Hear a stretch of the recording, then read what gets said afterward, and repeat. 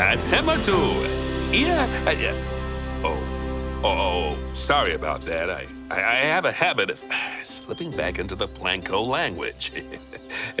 It's good to finally meet you in person.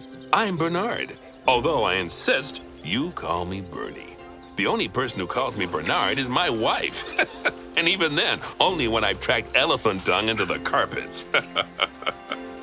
As you know, I own several zoos, but I always like to show people the ropes here at my home.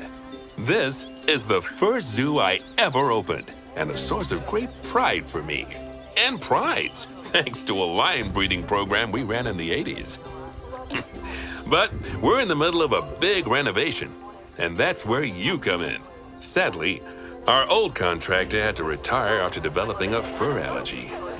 Poor devil kept sneezing his dentures into the lion habitat. So, it's up to you to finish everything off. Don't worry, though. I'm not completely throwing you into the deep end. My head keeper, Nancy Jones, will be lending a helping hand. Oh, she's a hard worker, and she'll expect you to be too. But I'm sure you'll get along like a house on fire, or even better, one that isn't on fire. Less shouting that way. Hello there. From that rosy, fresh face of yours, I'm guessing you're Bernie's new hire. Good. Now, I hope you're ready to ditch your diploma because we're about to get really hands-on. But before we begin the real work, how about we familiarize you with the zoo by learning how to fly around it and visiting some of our beautiful animals. We'll start by popping over and having a look-see at the grizzly bears in their habitat. Did you know that grizzly bears, also known as Ursus arctos horribilis, can hibernate for up to 7 months a year? Oh, but then again, given the chance, I think a lot of people would do that too. Select one of the bears and you'll bring up its information panel. This is where you can find out all kinds of information about your animal. The most important thing being its overall welfare. You'll learn more about animal welfare today as we go through your objectives. But for now, let's enjoy this magnificent animal. Why don't you select the camera from inside its information panel? See, now this is a fantastic way to get a close look at your animals. Okay, when you're ready, let's pop over to the other side of the zoo and take a look at the lions. I've marked their location for you to find.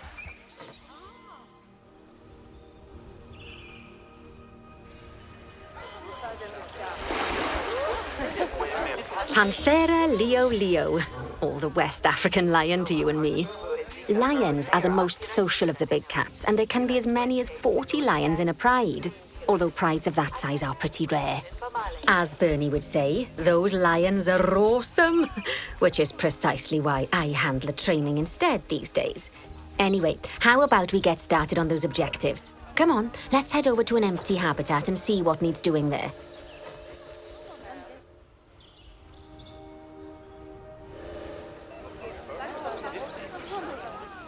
As you can see, it's a lovely space for animals, but it's missing a certain something. Well, 2 somethings. Warthogs. So I'd like you to adopt a pair of them. To adopt animals, we need to open the animal market, which is in the animal trading section.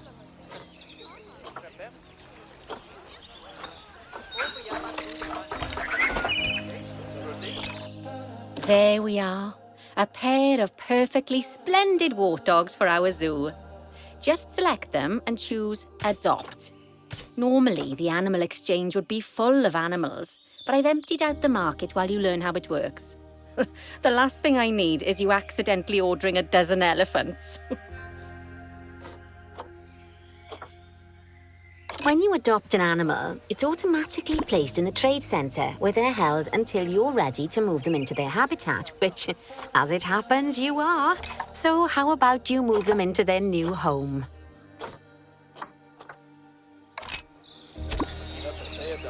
When you ask for an animal to be moved into a habitat, your caretakers will go to the trade centre, collect your animal and deliver them to your selected habitat. I've marked the trade centre's location, so let's go and watch the caretakers in action.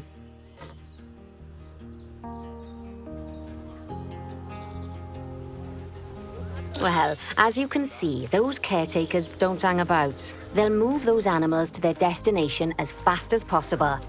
Of course, normally we'd have to place the animals into quarantine before moving them into a habitat, but I am assured by a person of good standing that these warthogs are in the very rudest of health. Right, let's get the warthog's habitat finished up so we can keep them nice and happy.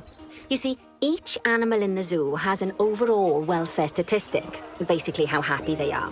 And that overall welfare statistic is itself comprised of 4 different areas: nutrition, social health, habitat, and enrichment. Luckily, if you select an animal, you'll bring up their animal welfare information panel, which we saw earlier, where you can see how they're doing. That way, you'll know exactly what areas need to be addressed. Don't worry if that's a lot to remember. You can always check the Zoopedia for more information. Let's start by making sure we're taking care of the warthog's nutrition welfare. To do this, we'll need to place a food station and a drinking station. Now, each animal requires a different type of feeding station. And for the warthogs, it's a small feeding trough. So let's add one of those and a water bowl.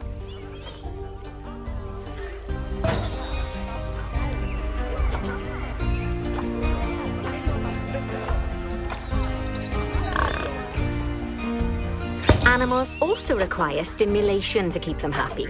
Let's add a lovely mud bath for the warthogs to roll around in. That bath will count towards their enrichment welfare, specifically their toy enrichment welfare.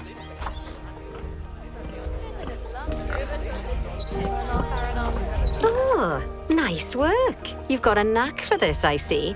Now, our contractor had to leave in a hurry, so this place is in a fair old state. Unfinished thingamajigs and whatsits all over the shop. But the first thing we need to finish is the ostrich habitat. It's over near the hippos.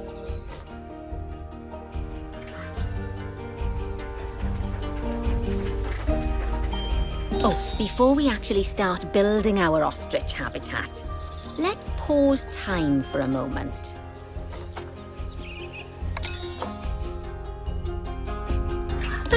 That's more like it. A quick break. Sometimes it's a good idea to pause the game whilst you're doing something which requires your concentration, because it'll stop the zoo spinning out of control while you're looking the other way.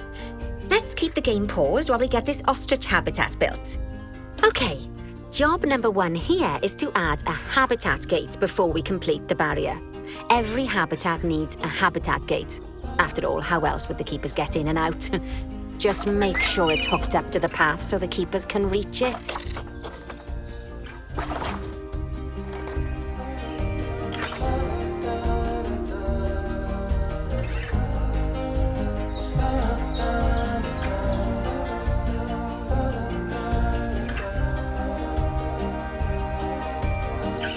Right! Let's complete the perimeter barrier so we can adopt us some ostriches.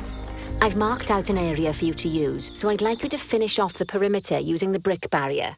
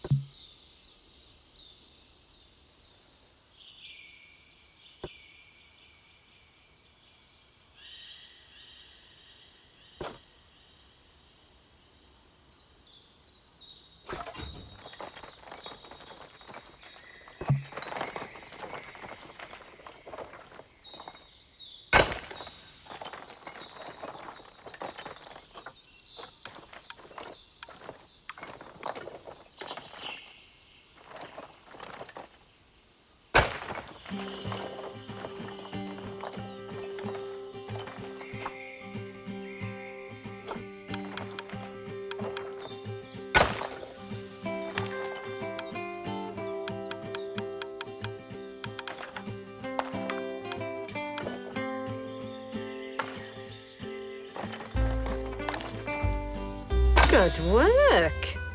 Remember, before you can place animals in any habitat, it has to have a full loop of connected barrier. Now, you've probably noticed that guests can't actually see into this habitat at the moment. At least not without a stepladder. But seeing as they're banned, I'd like you to select a piece of barrier and swap out the brick for a glass barrier so the guests can see in. There we go. Adding in more windows gives guests even more opportunities to see the animals in a habitat.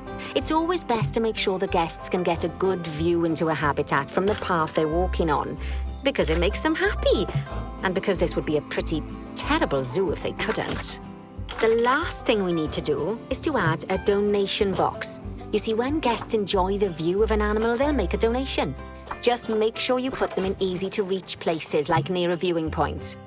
Donation boxes are one of the main sources of income for the zoo, so make sure you remember them.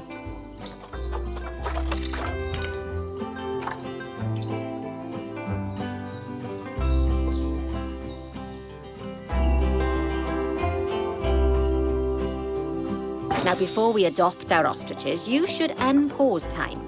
After all, if time's paused, then so are our caretakers, which will make it a bit tricky for them to deliver the ostriches. Oh, by the way, as well as pausing time, you can also speed it up. It'll run everything at 2 times and 5 times faster. It can be useful, especially if you're waiting for money to accumulate or for animals to be delivered to your habitat. Personally, I use it when I'm waiting for a brew to finish. All right, you've finished the habitat, so it's high time we adopted those ostriches, don't you think? Let's get 4 of them in here.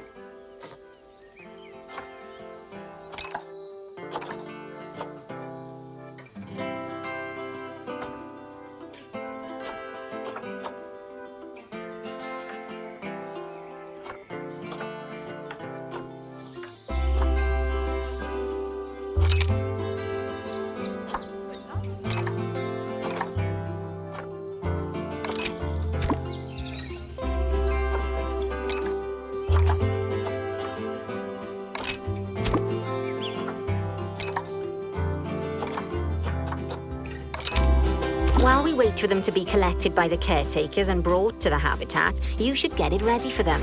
Add a suitable feeding station, water station, and an appropriate food enrichment item. It's often best to place things like enrichments and feeding stations near to the habitat perimeter, so guests can get a really good view of the animals.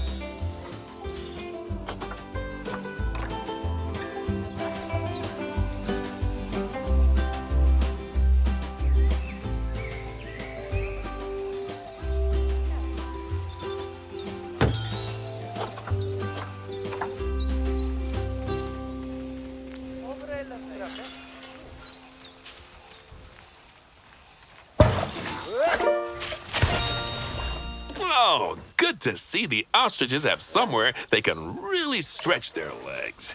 Did you know they can actually run at 43 miles per hour? Oh, heaven forbid they ever escape. The speed camera fines alone would bankrupt us.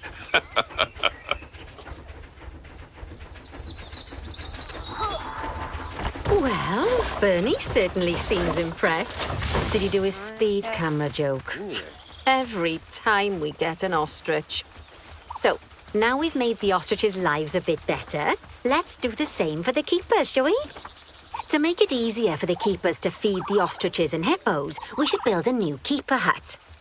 Keeper huts are where the keepers prepare the food for animals, so they should be placed near to the habitats to make sure the keepers don't waste their time walking when they should be looking after the animals.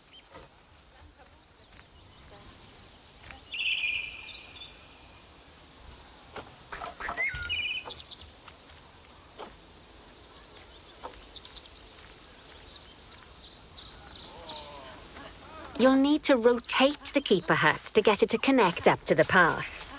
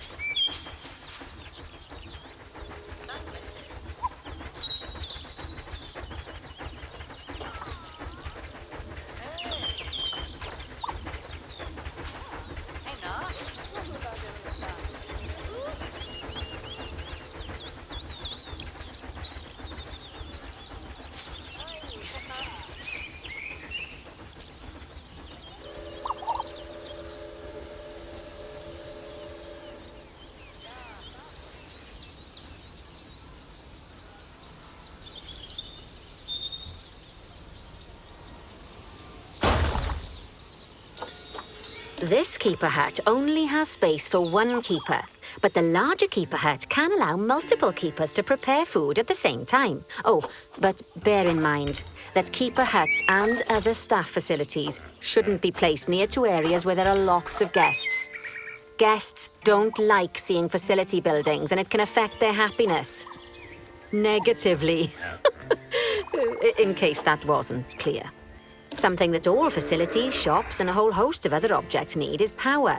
And that obviously includes your newly built keeper hut. So let's place a transformer next to it, shall we?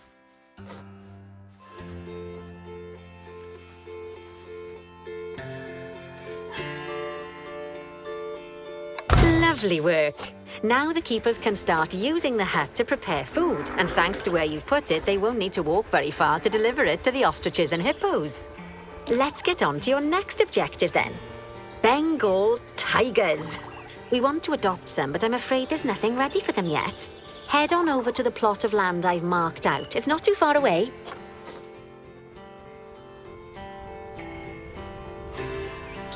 Righty, your next job is to build a habitat from scratch. And concrete and glass, I expect. So go ahead and build it. Just make sure that the habitat includes that big hole we've dug. Oh, and don't forget to add a habitat gate to the barrier. Oh, and make sure the guests will be able to see the tigers.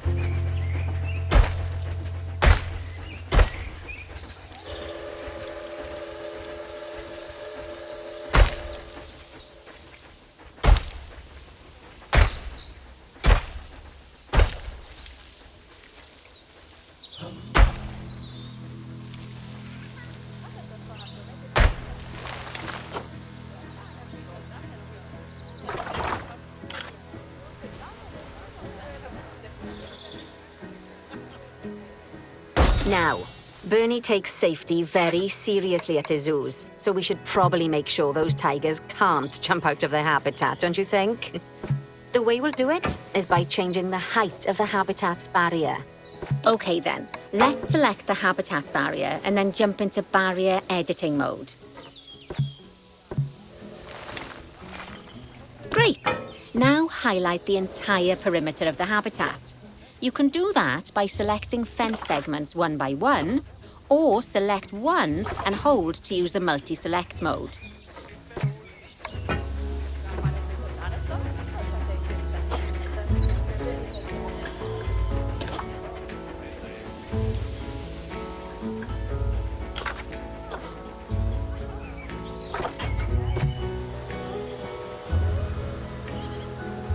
Now you've got all of the perimeter selected, you can increase the height of your barriers using the barrier height tool.